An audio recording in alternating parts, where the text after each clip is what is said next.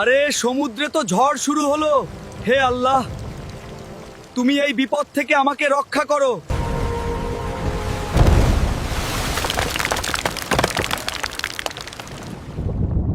হে আল্লাহ, আমি তো মরুভূমিতে এসে পড়েছি। দেখি দাদুর সাহায্য নেই।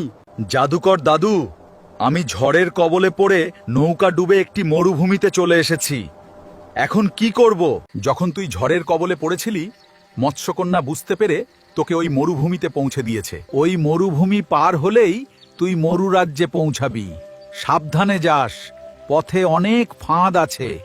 ঠিক আছে কবিরাজ দাদু, আর আপনি আমার জন্য দোয়া করবেন। এই রোদের মধ্যে গলা শুকিয়ে যাচ্ছে, একটু পানি কোথায় পাবো? ওই তো সামনে খেজুর গাছ, ওখানে যেয়ে খেজুর গাছের ছায়ায় বসি। আর পারছি না, একটু পানি কোথায় পাই? ওই তো আমার পেছনে পানি, যাই ওখান থেকে পানি খেয়ে আসি।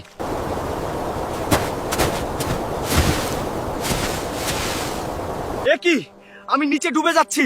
আমি চোরাবালিতে পড়ে গেছি, এখানে তো কাউকে দেখছি না। হে আল্লাহ, তুমি ছাড়া আমাকে বাঁচানোর কেউ নেই। আরে আমি তো ধীরে ধীরে এই চোরাবালিতে ডুবে যাচ্ছি। কবিরাজ দাদুকে এটা বলে দেখি, কবিরাজ দাদু কিছু করতে পারে কিনা। কবিরাজ দাদু, আমি তো এই মরুভূমির চোরাবালিতে ডুবে যাচ্ছি, আমাকে বাঁচার কোনো উপায় বলুন। হিউম্যান, তোর কাছে যে নীল পাথরটা আছে, তাকে বল তোকে উদ্ধার করতে। হে জাদুর নীল পাথর, আমাকে এই চোরাবালি থেকে উদ্ধার করো। আল্লাহর রহমতে ওই চোরাবালি থেকে বেঁচে এসেছি। এখন তাড়াতাড়ি পা চালাই। আরে এই মরুভূমির ভেতরে এই কুড়ে ঘরটা আবার কার? আর ওখান থেকে আওয়াজ আসছে কেন?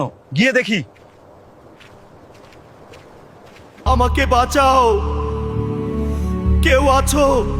আমাকে বাঁচাও। এখানে তোকে কেউ বাঁচাতে আসবে না। বাঁচা মরা আল্লাহর হাতে, তোরা কে মারার? এই রাজাকে ছেড়ে দে, না হলে কিন্তু ভালো হবে না। বন্ধুরা, পার্ট 7 দেখতে চাইলে লাইক ফলো করে কমেন্টে পার্ট 7 লিখুন, আর ভিডিওটি ভালো লাগলে শেয়ার করে দিবেন।